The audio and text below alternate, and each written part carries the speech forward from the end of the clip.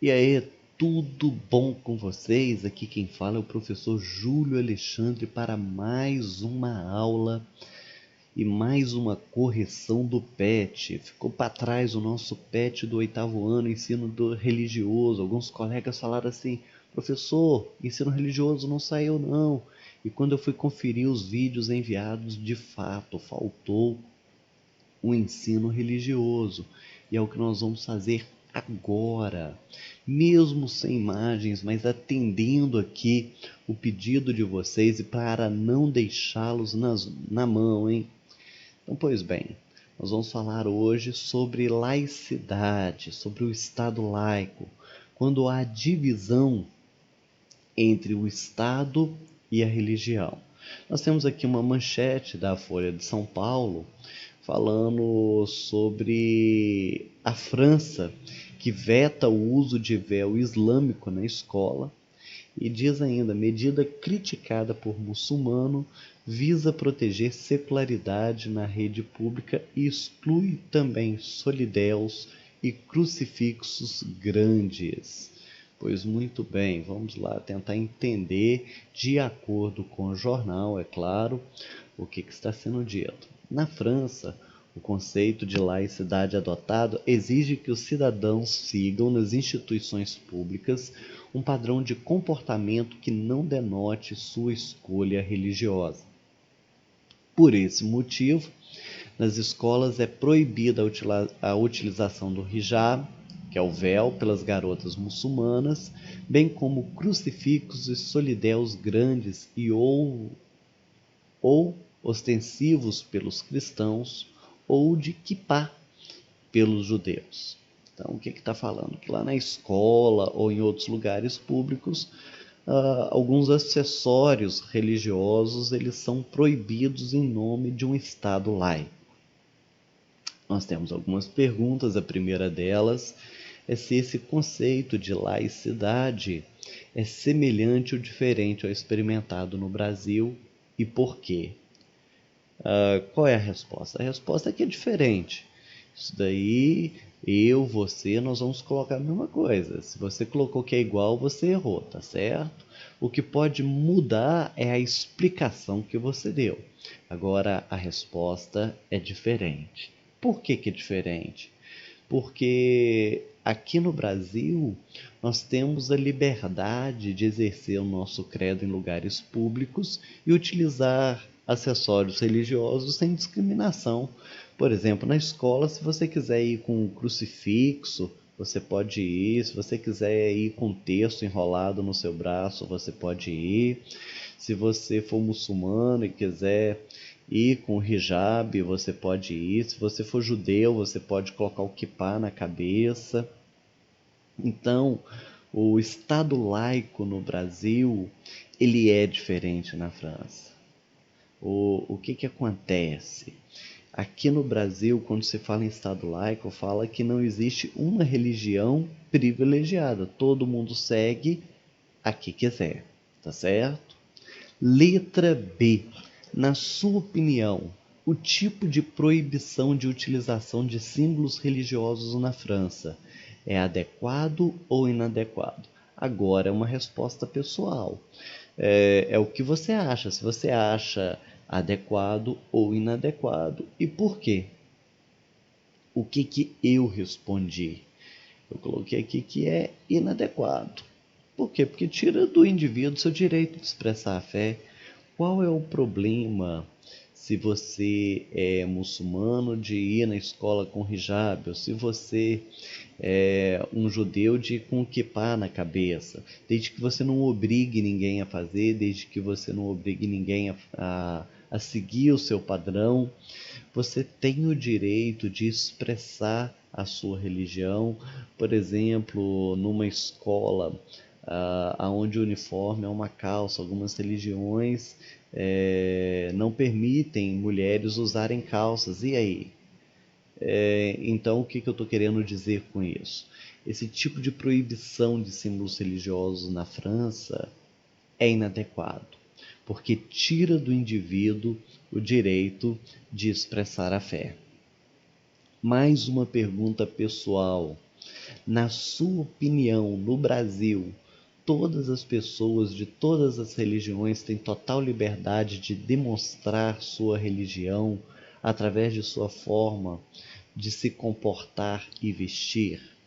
Olha, ela na lei sim, na prática não. O que eu coloquei? Pela lei, todas as pessoas têm total liberdade de demonstrar sua religião. Contudo, na prática, muitos costumes religiosos de religiões minoritárias são discriminados, ou seja, as religiões com menos pessoas. Então, as pessoas às vezes são discriminadas pela roupa que usa, pelo acessório que usa. Embora o Brasil garanta a liberdade, muitas vezes essas pessoas elas são discriminadas. Pois bem, vamos agora para a segunda parte. Nós temos aqui uma nota de R$ 2, uma inscrição que você já deve ter notado, que diz assim: Deus seja louvado. Pois bem, temos um pequeno texto aqui que diz assim: as notas de real vêm com a inscrição Deus seja louvado, que já foi alvo de grande polêmica. Quando foram impressas as primeiras notas de real em 1994, a frase não estava presente. Porém, como as notas mais antigas Cruzeiro e Cruzado continham a frase, não demorou para que as pessoas dessem falta da frase e reclamassem. Como a maioria da população é religiosa e monoteísta, essa frase faz sentido para muitas pessoas. Porém, não devemos esquecer que também existem ateus e politeístas, que não se sentem representados nessa afirmação. Além disso, não é dito qual Deus está sendo louvado, o que pode criar uma impressão de que alguma divindade foi referida nas notas em detrimento de todas as outras. Por esse motivo, já houve até mesmo processos judiciais de grupos de pessoas não religiosas exigindo que fosse tirada das notas, pois vivemos em um estado laico. Porém, os juízes decidiram que não seria necessário fazer essa alteração, uma vez que a maior parte dos brasileiros acredita em Deus e não estava sendo restringido nenhum direito dos ateus. Assim, a presença da frase foi interpretada como um ato de liberdade de expressão religiosa. Em tempo, é importante observar que o Brasil não é o único país considerado laico que imprime seu dinheiro como uma referência religiosa. As notas do dólar estadunidense contêm a frase "In God we trust", em Deus nós confiamos. Se observarmos a história dos Estados Unidos, profundamente marcada pela imigração de indivíduos vinculados a grupos religiosos protestantes, compreenderemos que naquele país o monoteísmo cristão também foi o grande influenciador dessa prática. Antes de chegar na pergunta, gente, deixe-me discordar desse texto do PET. E aí você pode colocar no comentário se você discorda, se você concorda, mas quando vira e coloca aqui, ó, além disso, não é dito qual Deus está sendo louvado, que pode criar uma impressão de que a divindade, criar uma impressão de que alguma divindade foi referida nas notas em detrimento da outra. Nada a ver, não está falando ali qual Deus, está dizendo Deus seja louvado. Então, essa afirmação aí é uma afirmação que, no meu ponto de ver, é exagerada. Inclusive, virá agora uma pergunta: na sua opinião, a presença da frase Deus seja louvado nas notas de real fere a laicidade de Estado? Por quê? Eu disse que não. Existem questões de desrespeito e intolerância muito mais sérias e dignas de observação que tão somente a inscrição da nota. Tal frase não obriga os ateus em nada, assim como a existência de feriados religiosos. Deixa eu explicar a minha resposta. A gente fica aí brigando por uma coisa tão boba, por 3 palavrinhas que tem numa nota, e não vê atos de intolerância maiores, como se uma coisa também fosse ligada à outra. Essa inscrição Deus seja louvado não ofende ninguém. Quem é ateu olha para aquilo ali e fala: tá, eu não acredito. Quem é religioso olha para aquela nota e fala assim, tá, Deus seja louvado. Quem é politeísta fala, tá, eu acredito em vários deuses, um dos meus deuses aqui está sendo referido. Eu não vejo razão para tanta discussão e para tanta polêmica em torno de uma inscrição, certo? Número 3, ensino religioso. Pode? A oferta de ensino religioso nas escolas públicas é um outro tema polêmico, porque dizem que afeta a laicidade, afeta um dos direitos básicos do cidadão, que é a educação. Na verdade, o ensino religioso ele sofreu muitas transformações. Hoje, todos os documentos curriculares brasileiros que definem o que deve ser ensinado nas escolas defendem um modelo de ensino religioso que valoriza a diversidade cultural e religiosa, falando sobre religiões, filosofias de vida e narrativas de sentido, ao invés de ensinar uma religião como correta, pois se deve respeitar as escolhas pessoais e das famílias. As escolas públicas devem seguir esse princípio ao ofertar o ensino religioso. É importante lembrar que existem também escolas privadas que podem ser vinculadas a uma confissão religiosa, não tem problema nenhum. Como nós temos aí escolas de freiras, escolas protestantes, escolas judaicas, e aí essas escolas elas têm a liberdade de ensinar os princípios de sua religião. A nossa pergunta é a seguinte: na sua opinião, aprender sobre outras religiões e filosofias de vida diferente da sua opção e da sua família pode ser importante? Por quê? Claro, é importante sim, pois entender a forma de pensar do outro, ainda que divergente, me ajuda a respeitá-lo e caminhar com ele. É bom a gente estudar as diferenças, não para a gente adotar as diferenças, não para a gente absorver as diferenças, mas para a gente saber caminhar com as diferenças.